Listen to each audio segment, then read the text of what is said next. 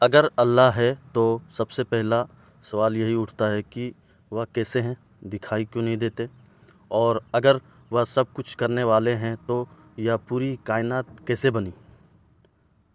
انسان جب کسی چیز کو بنتے ہوئے دیکھتا ہے تبھی اس پر یقین کرتا ہے، لیکن بہت سی ایسی چیزیں ہیں جنہیں ہم دیکھتے نہیں مگر ان کے اثر روز محسوس کرتے ہیں. جیسے ہوا دکھائی نہیں دیتی لیکن سانس رک جائے تو زندگی رک جاتی ہے. بجلی دکھائی نہیں دیتی لیکن اس کے بنا اندھیرا چھا جاتا ہے. اسی طرح اللہ بھی نظر نہیں آتے مگر ان کی بنائی ہوئی کائنات ہر پل بول رہی ہے کہ کوئی تو بنانے والا ضرور ہے. اب ذرا کائنات کو سمجھنے کی کوشش کریں. یا آسمان جو بنا کسی کھمبے کے ٹکا ہوا ہے یا اپنے آپ نہیں ٹک سکتا. اگر کسی کمرے کی چھت بھی بنانی ہو تو انجینئر، سیمنٹ، لوہے اور محنت کی ضرورت پڑتی ہے. تو پھر اربوں کلومیٹر پھیلا ہوا یہ آسمان کیسے اپنے آپ کھڑا ہو گیا؟ قرآن کہتا ہے کہ اللہ نے آسمان کو بنا دکھائی دینے والا ستونوں سے تھام رکھا ہے. یہ بات آج بھی سائنس بھی مانتی ہے کہ گریویٹی اور بیلنس نظام بنا یہ ممکن ہی نہیں ہے. سوال یہ ہے کہ نظام بنایا کس نے؟ سورج کو دیکھیے. سورج اگر تھوڑا سا قریب آ جائے تو دھرتی جل جائے گی اور اگر تھوڑا سا دور چلا جائے تو پوری دھرتی برف بن جائے گی. سورج روز اپنے وقت پر اگتا ہے، اپنے وقت پر ڈوبتا ہے، نہ ایک سیکنڈ جلدی نہ ایک سیکنڈ دیر. کیا یہ سب اتفاق ہے؟ اگر یہ اتفاق ہو تو کبھی تو گڑبڑ ہوتی. مگر اربوں سال سے یہ سسٹم چل رہا ہے. اس کا مطلب ہے کہ کوئی ہے جو اسے چلا رہا ہے، سنبھال رہا ہے.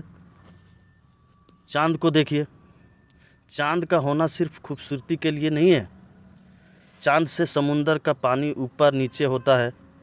سمندر کا پانی اگر یوں ہی کھڑا رہتا تو پانی سڑ جاتا، بدبودار ہو جاتا، زندگی کے قابل نہیں رہتا. پانی اوپر نیچے سمندر کو زندہ رکھتا ہے. چاند اگر نہ ہوتا تو یہ سسٹم ٹوٹ جاتا. اب سوچئے، چاند کو اس صحیح دوری پر کس نے رکھا؟ اگر ذرا سا بھی بیلنس بگڑ جاتا تو زندگی ممکن ہی نہیں تھی. ہوا کو دیکھیے. ہوا نظر نہیں آتی ہے مگر پوری دنیا کو زندہ رکھتی ہے. ہوا میں آکسیجن ہے، وہی سانس بن کر ہمارے اندر جاتی ہے. اگر ہوا میں گیس کا انوپات تھوڑا سا بھی بدل جائے تو انسان زندہ نہیں رہ سکتا. سوال یہ ہے کہ ہوا میں یہ صحیح بیلنس کس نے رکھا؟ کیا یہ اپنے آپ ہو گیا یا کسی حکمت والے نے کیا؟ پانی کو دیکھیے. پانی کا سواد میٹھا ہے، وہی ہر زندگی کی بنیاد ہے. اگر پانی کا کڑوا ہوتا تو کوئی پی نہیں پاتا. اگر پانی زہریلا ہو تو زندگی ختم ہو جاتی. پانی کا اوپر سے نیچے بہنا، بادل بننا، بارش بن کر گرنا، یہ پورا سسٹم ایک مکمل انتظام ہے. قرآن کہتا ہے کہ ہم نے ہر زندہ چیز کو پانی سے پیدا کیا. آج سائنس بھی یہی کہتی ہے. پہاڑوں کو دیکھیے. پہاڑ صرف پتھر نہیں ہے. پہاڑ دھرتی کو ہلنے سے بچاتے ہیں. جیسے کسی چیز میں کیل ٹھوک دی جائے تاکہ وہ ہل نہ سکے. قرآن نے صدیوں پہلے کہہ دیا کہ پہاڑ دھرتی کے لیے میخ ہے. آج بھوگول اور سائنس بھی مانتی ہے کہ پہاڑ دھرتی کے پلیٹس کو بیلنس میں رکھتے ہیں. اب سوال آتا ہے، اگر اللہ اتنا سب کچھ کرنے والے ہیں تو انسان کو آزادی کیوں دی؟ انسان سے گناہ کیوں ہو جاتا ہے، ظلم کیوں ہو جاتا ہے، کوئی کسی کو مار کیوں دیتا ہے اور کوئی کسی پر دشمنی کیوں کرتا ہے؟ تو اللہ اسے کیوں نہیں روکتا؟ یہ سوال بہت بھاری ہے لیکن اس کا جواب بھی اتنا ہی گہرا ہے. اللہ نے انسان کو آزادی دی اس لیے دی کیونکہ بنا آزادی کے نہ اچھائیوں کی کوئی قیمت ہوتی اور نہ برائی کی کوئی پہچان. اگر انسان کو مجبور بنا دیا جاتا تو وہ فرشتہ ہوتا. فرشتے کبھی گناہ نہیں کرتے، اس لیے فرشتے کا کوئی امتحان بھی نہیں ہے. انسان کو اس لیے بنایا گیا کہ وہ چاہے تو اچھا راستہ چنے، چاہے تو برا، یا یہی امتحان ہے۔ اب اگر اللہ ہر ظالم کا ہاتھ اسی وقت پکڑ لیتے، ہر گناہ کو اسی پل روک دیتے، تو آزادی مجبوری بن جاتی، پھر انسان صرف قید خانہ بن کر رہ جاتا۔ اچھائی مجبوری میں ہوتی تو نیکی کا کوئی مطلب نہ ہوتا۔ اللہ نے انسان کو مہلت دی، آزادی دی، مگر حساب سے نہیں چھوڑا۔ دنیا امتحان کی جگہ ہے، عدالت نہیں۔ عدالت آخرت ہے۔ یہ سمجھنا ضروری ہے کہ اللہ ظلم سے راضی نہیں ہوتے۔